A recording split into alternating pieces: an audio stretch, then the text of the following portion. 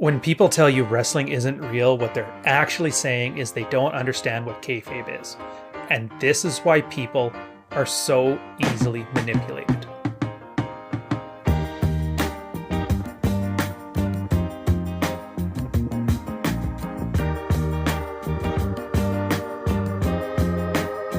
Now, I'm a typical 90s kid. Kayfabe is something I learned about when I was watching wrestling. Kayfabe is the betrayal of staged events as if they were true. It's the reason I tuned in week after week to watch Brutus the Barber Beefcake shave the head of Ron Bass after beating the crap out of each other for the last half an hour. It's funny, because every man I know who's good at game, good at dealing with office politics, even the one that's good at politics, they all grew up watching wrestling. It's that point where some childhood joy in vaudeville theater transformed socially awkward kids into socially savvy men in the information age and the attention economy. Kayfabe, it has a certain self-awareness along with the suspension of disbelief. I'll give you a few examples of what I'm talking about. I'm going to play you a simple guitar riff, and if you recognize it, you'll know what it is, and you're going to notice a few things. Well, that brings us right to where we are here today in the Skydome. It's called a leitmotif. It's a short, reoccurring musical phrase associated with a person, a place, or idea. Now, if you're not a wrestling fan, I'll use an example you'll definitely recognize. The Imperial Stormtrooper March every time Darth Vader enters, or the Princess Leia tune every time she enters a room. Same thing. You hear this, and you begin to instantly associate it with, in this case, the Ultimate Warrior, the pinnacle of the 80s and 90s. It's bright, it's colorful, it's extreme and radical, and it's a complete upturning of everything around it. It's a Sega commercial in spandex shorts. It's a staged event portrayed as if it were true. Kayfabe. It's more than that, though. So take the example here. I mean, this is almost a perfect 3-act play. Hogan feels his opponent out.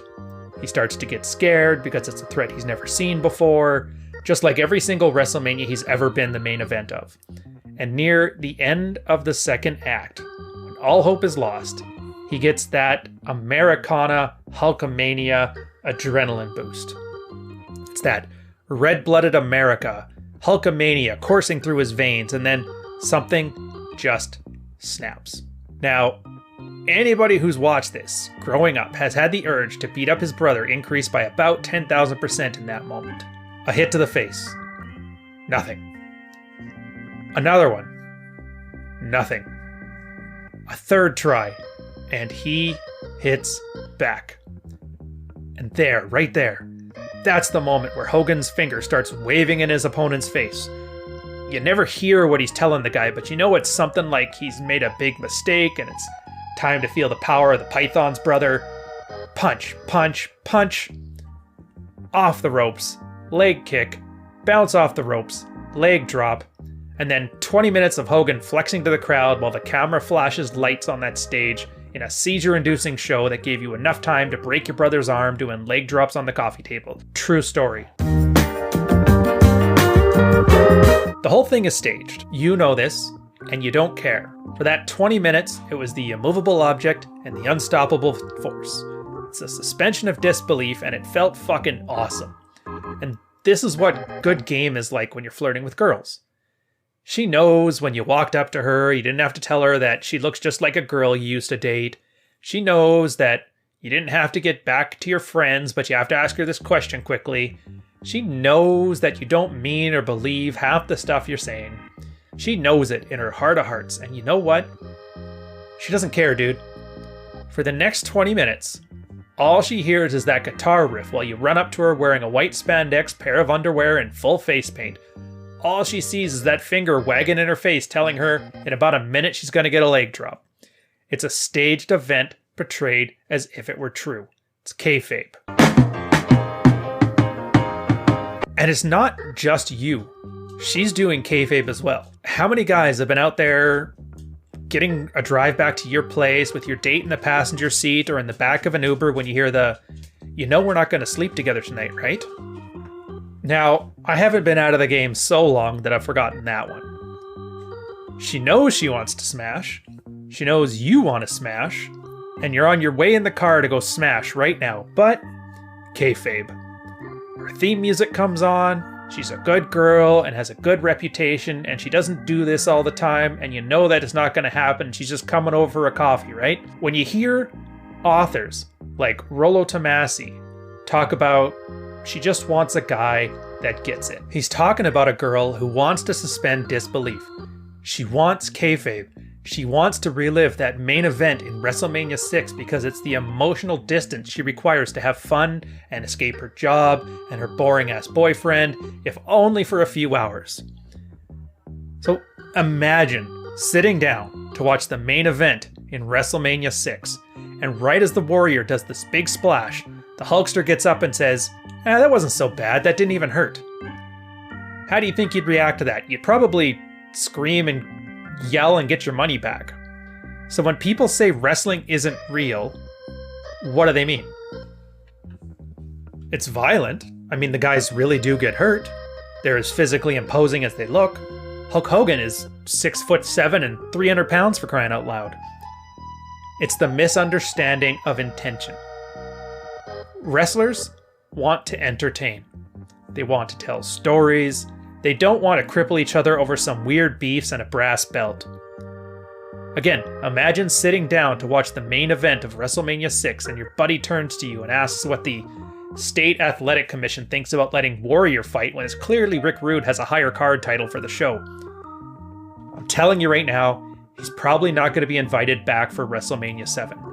Now, this is every guy who breaks the kayfabe. For every guy who doesn't get the subtext, every guy who doesn't understand what she means when she says, you know we're not going to sleep together tonight, right? And responds with some borderline autistic female ally nonsense. Every guy who just doesn't get it gets shot down and the girl gets pissed. I've had guys do this and I've had them come and ask me, do you think they'll get another shot at it? No, man, you killed the magic. Learn from your mistake and move on. Now, maybe you're in your 30s or your 40s, you've settled down, have a girlfriend, maybe a wife at home, and you're thankful you don't have to stage any more plays or go to another WrestleMania. Well, you'd be wrong. Most guys who have done this notice that a lot of the same themes are coming out at their workplace. There's an author, Venkatesh Rao. He writes about it in a concept called the Gervais Principle, where organizations are pathological constructs. Social Darwinism that creates three organizational layers: sociopaths, clueless, and economic losers. Now, the sociopaths are the pathological grease that keeps the thing running against all better intentions.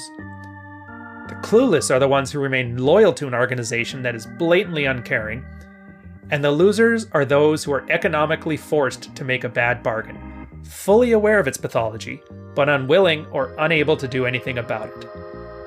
They even have all own sets of languages, 3 sets of kayfabe scripts depending on who's talking to whom. The clueless talk to each other by posturing. In sexual terms, this is guys bragging about sleeping with 1,000 women on their PUA course, or how they only bang 9s and 10s brah. The economic losers use game talk. If power talk was a weapon, game talk would be the orange painted tip on the barrel, quoting Shakespeare, full of sound and fury, signifying nothing.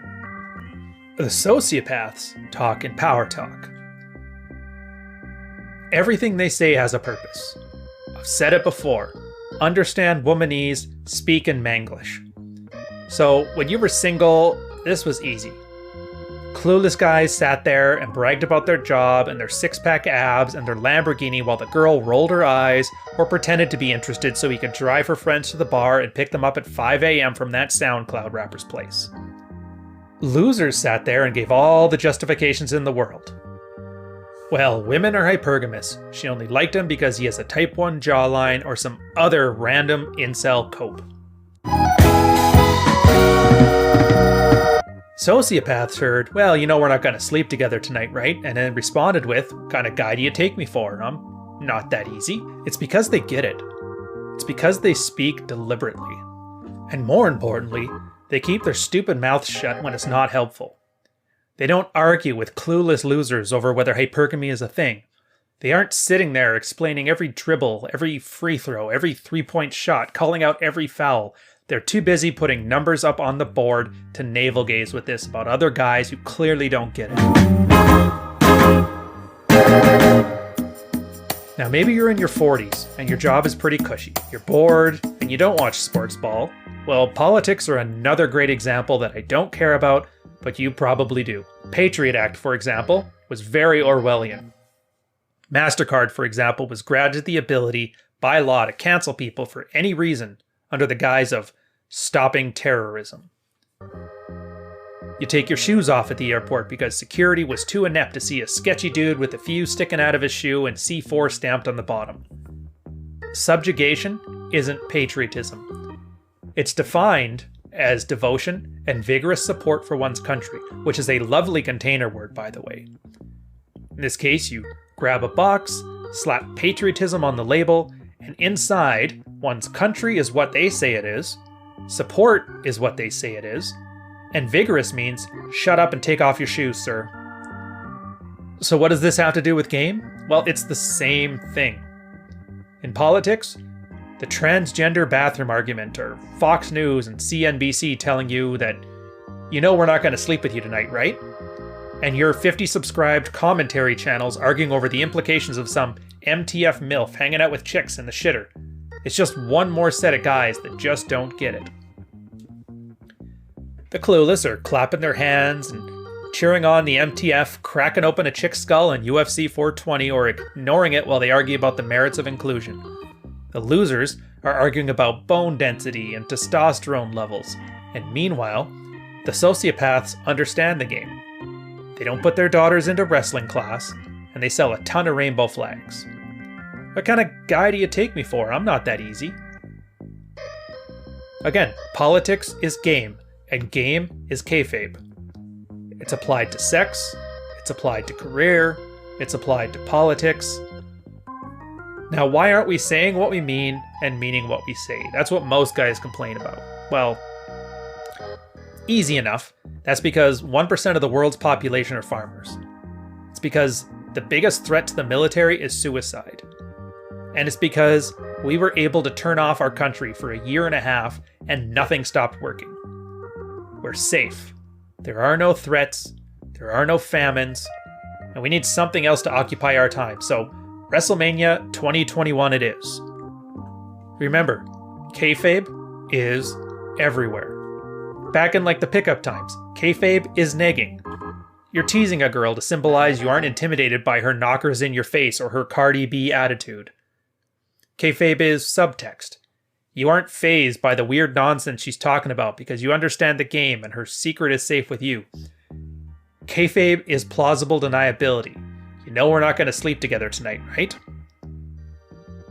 Kayfabe are the anecdotes that you use as an icebreaker. I mean, did you really save those 101 Dalmatians from your evil stepmother? Probably not, but that's okay. I don't care. And kayfabe isn't just for women. It's for men. At least the most successful ones at the top. Remember, I only bang 9s and 10s, bro, is how the clueless talk. Remember, women don't care about you unless you're 6 feet tall with a 6-figure salary. That's how the economic losers talk. Getting past being red pill aware and being red pill in practice are how the power talks. Game is red pill, and we've known about it for a while. There's an author, Keone Galt, on an old post from 2009 showing how long it's been around. Now, quoting his revelation from 12 years ago right now on his phenomenal post, Game is Red Pill. And this is where game comes in.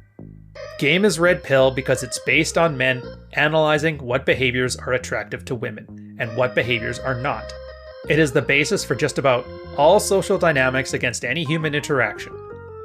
Why men compete with other men for access to women, why women compete for the attention and affection of men they perceive as desirable to other women.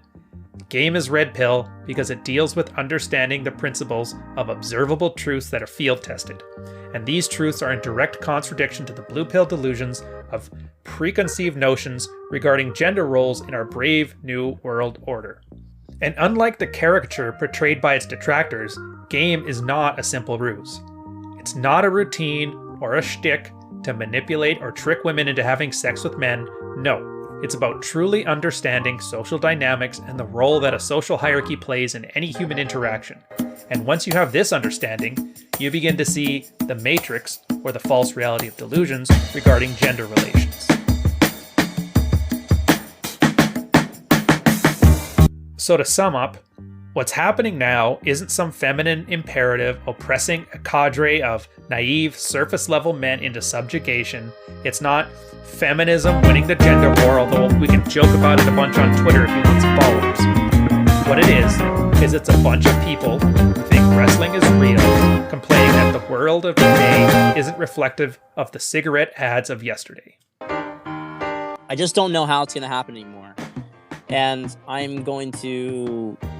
seen the patterns, and I've seen the fact that I don't see them having a lot of stability, and maybe I've been psyoped with all this stuff. Maybe they create an elaborate scheme to convince us.